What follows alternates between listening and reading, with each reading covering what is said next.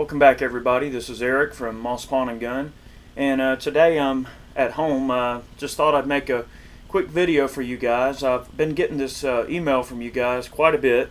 You've been asking me, Eric, if you had to choose the top 5 battle rifles or the top 5, go-to fighting rifles, what would you choose?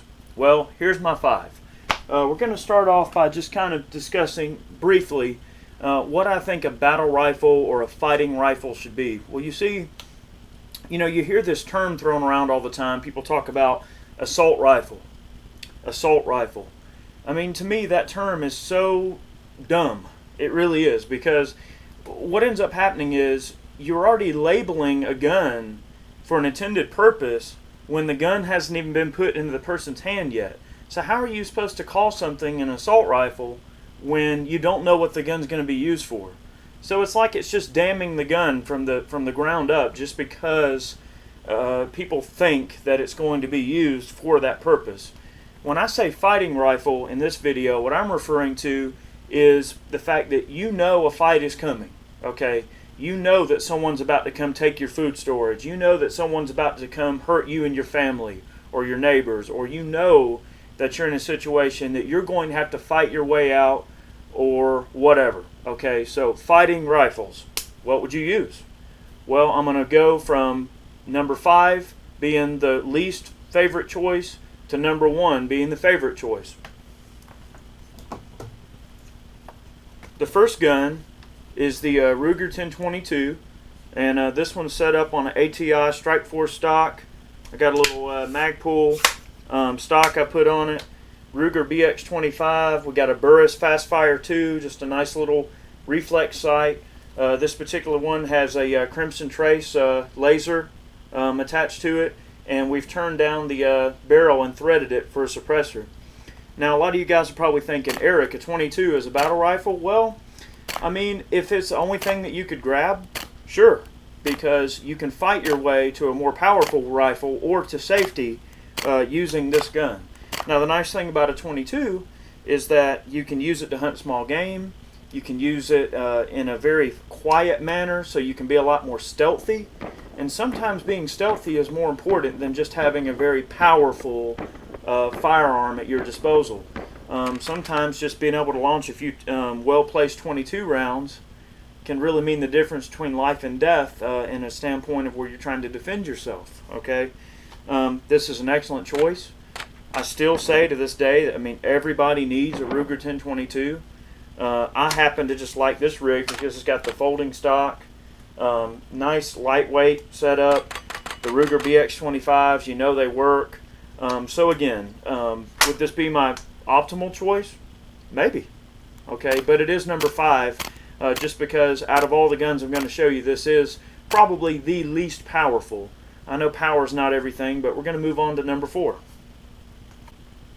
Alright, number 4, I'm a very big fan of the KelTec Sub 2000, 9mm that takes Glock magazines. Obvious reasons. One reason, you can have your Glock, and as a sidearm, a personal protection firearm, you have your Glock at your disposal, and any magazines that'll fit your compact Glock will also fit your KelTec Sub 2000. And you've got a rifle that can double as a backup weapon.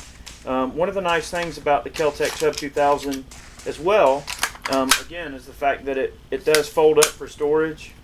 So this is a really nice, handy, small type of rig that you can take just about anywhere you want.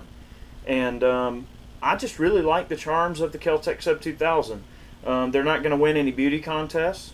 A pistol caliber carbine would probably not be my first choice for getting in a gunfight with. But if it's all you had, especially as a companion to your sidearm that you've already got, magazines for, you've already got the ammunition for it, this gun really does have its charms. I have shot the KelTec Sub 2000 out to 250 yards, and that's definitely personal defense distance, and that's definitely the kind of distance where you could defend yourself from a threat and then come across another gun later. There are people that would argue and say, well, 250 yards, I mean, that's far enough away to where you can get away from a threat. Absolutely. If you can get away from a threat, great. but that's not what this is about. This video is about if you had to pick a gun to go fight with, what would it be?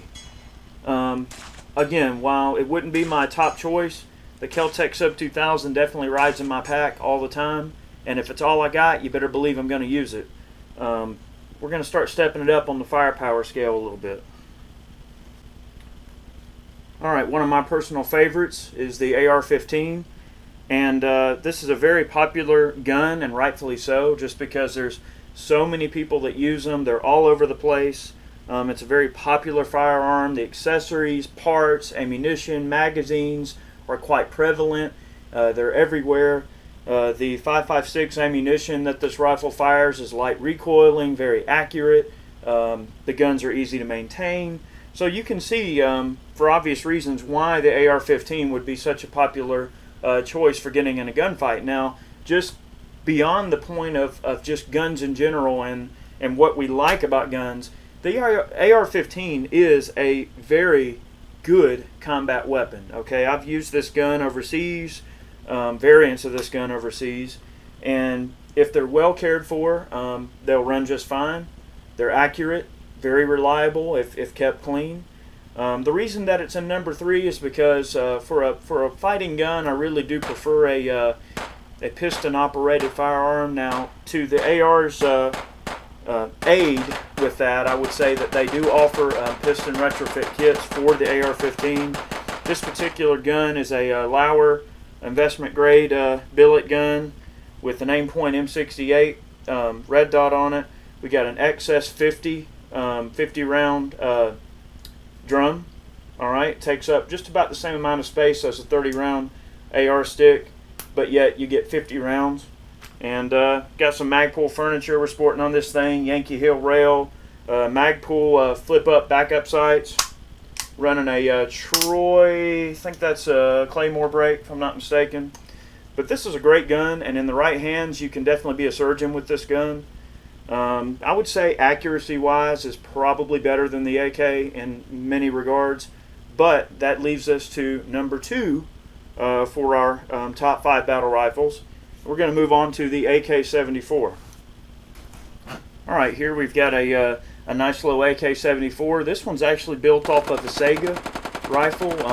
There's a lot of people that kind of down the Segas and they talk smack about them and everything, but I myself, I've been shooting these Sega rifles for quite some time, and I find them to be very accurate, extremely reliable, and just a wonderful gun. This fires a 5.45 by 39. Whereby the AR I showed, of course, is a 5.56 caliber gun. From a standpoint of ammunition availability, of course, the AR is probably going to be a better choice just because, here in the United States, let's say there was some disaster or some form of civil unrest, and let's say there's burned out cars on the side of the streets everywhere and people dead and all these horrible things going on. Well, what ammunition and what magazines would you be more readily finding on the side of the road? It's definitely not going to be an AK, okay, unless we got, the Russians or something crazy, trying to take us over like Red Dawn scenario. But still, though, I do prefer the AK-74. I've never had a single malfunction in this gun, magazine related or otherwise. Very accurate. I was out at the farm the other day and we were just shooting some offhand groups with this thing, and buddy, at 50, 75 yards, if you do your part, this little gun here will sling them into like the size of a silver dollar. And that's definitely good enough for combat accuracy. I've been really, really impressed with the AK-74 and with this particular rig being set up on a Sega. Now, some of you may not want to build out a Sega. I get that. Some of you want to buy just a dedicated gun built already from the factory and then run with it. This one has been modified some. We've got an AN-94 folding stock from Polish, I believe the 92 or 94. This is actually a pretty hard stock to get, but I really wanted this particular stock just because it's very crink-like. We've got a Molot polymer grip on this one, 40 round Circle 10 surplus magazines, standard 4M, and then we threaded the muzzle, and we've got a AK-74 brake installed. But if you want a nice basic rig, you can go with somebody like Arsenal. They make some very high quality 74 variants that they do a really good job. very, well-made guns, full warranty, the whole 9 yards. The nice thing about a Sega like this, and this was kind of one of my motivating factors to building one, is that, before all this gun ban crap started kind of coming down the pipeline, you could really build one of these things out for not a lot of money.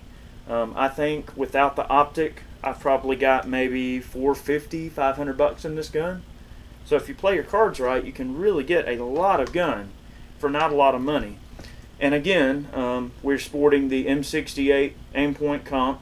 Very, very nice sight. You can dial that sight down nice and dim where it's got a very small, fine point of aim, and you can just really do some good shooting as long as you can see it well. And this is a great gun. I would definitely trust my life to a 74. I like the round. It's got nice flat trajectory. It really just brings the AK into the world of what the AR was trying to accomplish all along.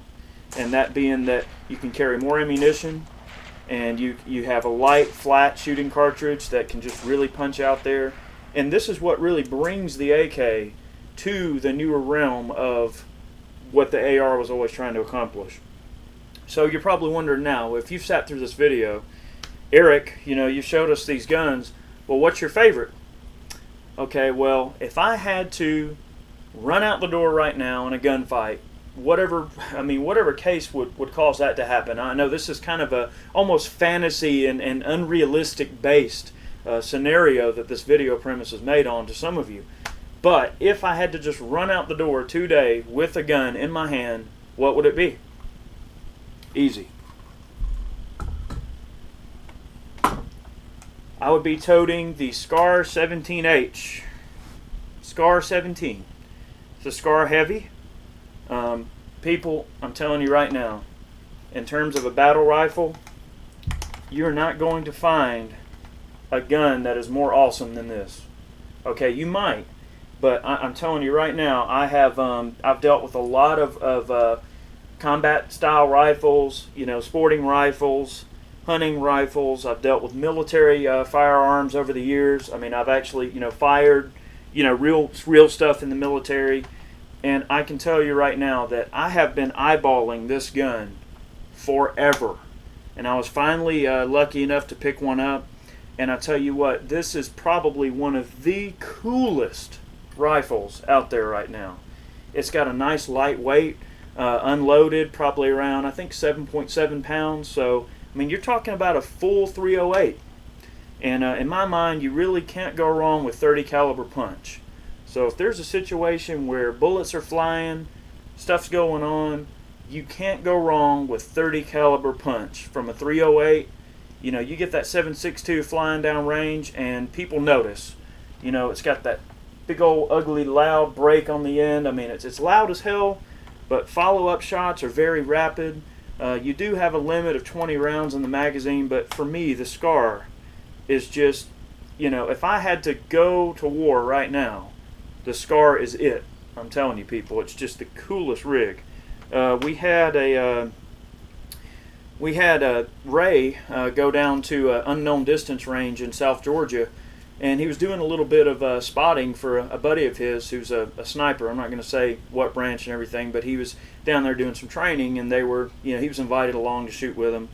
And they were using a couple of different guns out there. One of them was a Sako TRG 42 with a like 72 millimeter Hensoldt scope on it. I mean, really nice rig. And of course, that's a 338, so that particular gun was like just really, getting consistent hits out to like 14, 15, 1600 meters. And of course, I mean, it's a very well-made gun, and that particular rig probably running along the lines of around $14,000.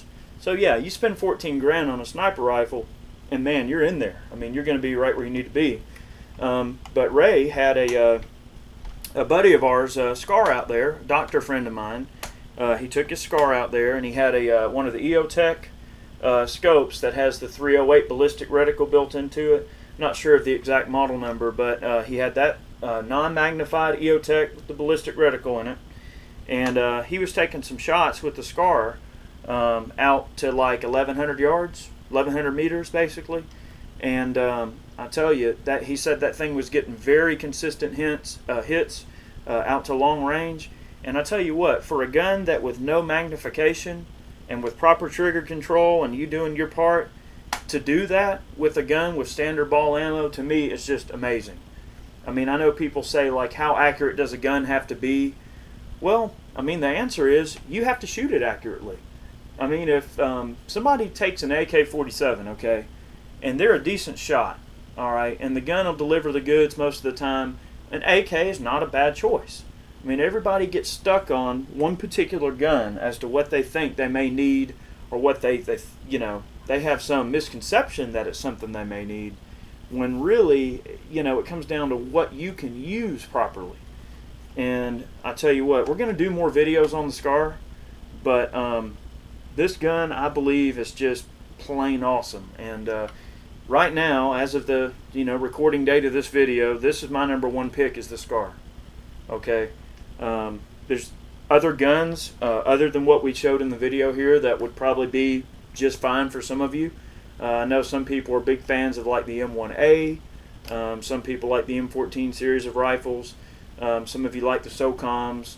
I mean, there's even guys out there that might be like, well, I'm grabbing my M1 Garand and run out the door. Well, that's fine too. If it's a gun that you feel comfortable using and you can shoot well, by all means, that's the gun you need. But this is just my opinion. This is what I think. And I hope you enjoyed this video. And you guys have a good day, and thank you for watching.